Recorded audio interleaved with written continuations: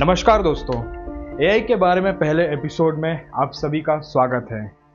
Artificial intelligence की ज़रूरत, इसके फायदे, इसके नुकसान और इसकी चुनौतियों से लेकर संभावनाएं, आज हम इसके बारे में सब जानेंगे। एआई की चर्चा इस समय चारों ओर है और ऐसा लगता है जैसे भविष्य के लिए एआई ही सबसे इम्पोर्टेंट टूल बनता जा रहा है।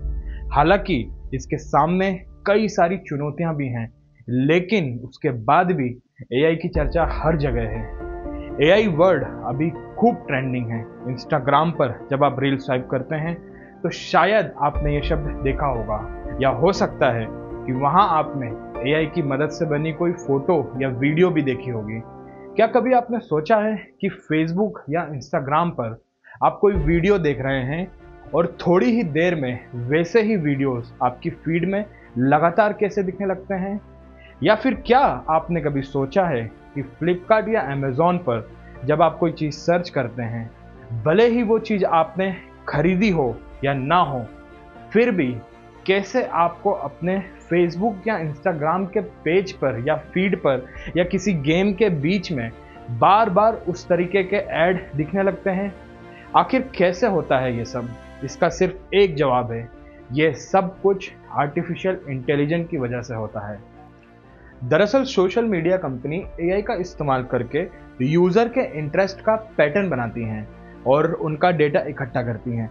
इसी डेटा का इस्तेमाल कर वो यूज़र्स के इंटरेस्ट को समझती हैं और उन्हें उसी तरह के एडवर्टाइजमेंट या फीड दिखाती रहती हैं जिसे वो पसंद करते हैं। चैट जीपीटी और गूगल असिस्टेंट इसका एक अच्छा एग्जाम्पल है। हाल ही में चैट जीपीटी नाम का एक एआई टूल भी काफ़ी चर्चा में रहा। चैट जीपीटी एक ऐसा प्लेटफॉर्म है जहां आप कोई सवाल पूछते हैं तो उसका आपको लिखित जवाब मिलता है। अगर आपको किसी विषय पर 400 शब्दों का निबंध लिखना है तो चैट जीपीटी आपको ये तुरंत करके दे सकता है। बच्चे इस टूल का इस्तेमाल अपना होमवर्क करने में सबसे ज़्यादा कर रहे हैं। कुछ लोग तो ये भी मानते हैं कि ये गूगल का रिप्लेसमेंट है। हालांकि ये कहना अभी बहुत जल्दबाजी होगी, क्योंकि चैट जीपीटी में अभी कई सारी खामियां हैं और इसमें कई सारे बदलाव होने बाकी हैं। आप इस पर पूरी तरह से भरोसा भी नहीं कर सकते हैं। खैर, अगर आप एंड्रॉयड स्मार्टफोन यूज़ करते हैं तो आपके फ़ोन में एक इनबिल्ट ऐप है जिसका नाम है गूगल असिस्टेंट। तो गूगल अपने इस ऐप को इतना एडवांस कर रहा है कि फ्यूचर में आप इसकी मदद से कई सारे ज़रूरी काम आसानी से कर पाएंगे। ये ऐप इतना एडवांस होने वाला है कि आपको फ्यूचर में किसी रेस्टोरेंट में टेबल बुक करने या डॉक्टर से अपॉइंटमेंट लेने के लिए खुद बात करने की कोई ज़रूरत नहीं है। आपका ये काम गूगल असिस्टेंट ही करके देगा आपको। और जिस टेक्निक से ये दोनों चैट जीपीटी और गूगल असिस्टेंट काम करते हैं वो है आर्टिफिशियल इंटेलिजेंस। आर्टिफिशियल इंटेलिजेंस का इस्तेमाल हमारी डेली लाइफ में बहुत ही कॉमन हो चुका है और उसको नज़रअंदाज करना लगभग नामुमकिन है। तो इसलिए ये समझना बहुत ही ज़रूरी है कि आखिर आर्टिफिशियल इंटेलिजेंस है क्या और ये काम कैसे करता है। आर्टिफिशियल इंटेलिजेंस को हिंदी में कृत्रिम बुद्धिमत्ता कहते हैं, जिसका मतलब है बनावटी यानी कृत्रिम तरीके से विकसित की गई बौद्धिक क्षमता। आर्टिफिशियल इंटेलिजेंस कंप्यूटर साइंस की एक एडवांस शाखा है। इसमें एक मशीन को कंप्यूटर प्रोग्रामिंग यानी कंप्यूटर की भाषा के जरिए इतना बुद्धिमान बनाने की कोशिश की जाती है जिससे वो इंसानों की तरह सोच समझ सके और फैसले ले सके। दूसरे शब्दों में कहें तो आर्टिफिशियल इंटेलिजेंस के जरिए एक ऐसा कंप्यूटर सिस्टम या रोबोटिक सिस्टम तैयार किया जाता है जिसे उन्हीं तर्कों के आधार पर चलाने की कोशिश होती है जिसके आधार पर एक इंसान का दिमाग काम करता है। अब एक सवाल आता है कि आखिर आर्टिफिशियल इंटेलिजेंस की शुरुआत कब और किसने की थी? आर्टिफिशियल इंटेलिजेंस का जनक अमेरिका के कंप्यूटर साइंटिस्ट जॉन मैकार्थी को माना जाता है। जॉन ने 1956 में डॉर्टमूंड कॉन्फ्रेंस का आयोजन किया था।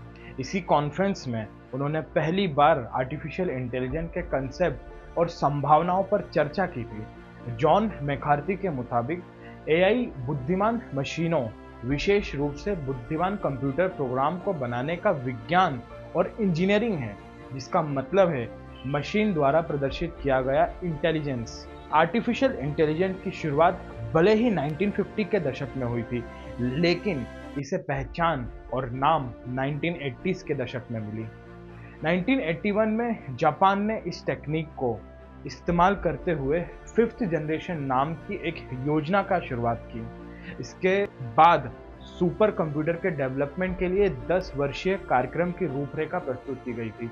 जापान के बाद दूसरे देशों ने भी इस टेक्नोलॉजी की ओर ध्यान प्रदर्शित किया और ब्रिटेन ने इसके लिए एलवी नाम का एक प्रोजेक्ट बनाया। यूरोपियन यूनियन के देशों ने एस्प्रिंट के नाम से एक कार्यक्रम की शुरुआत भी की थी।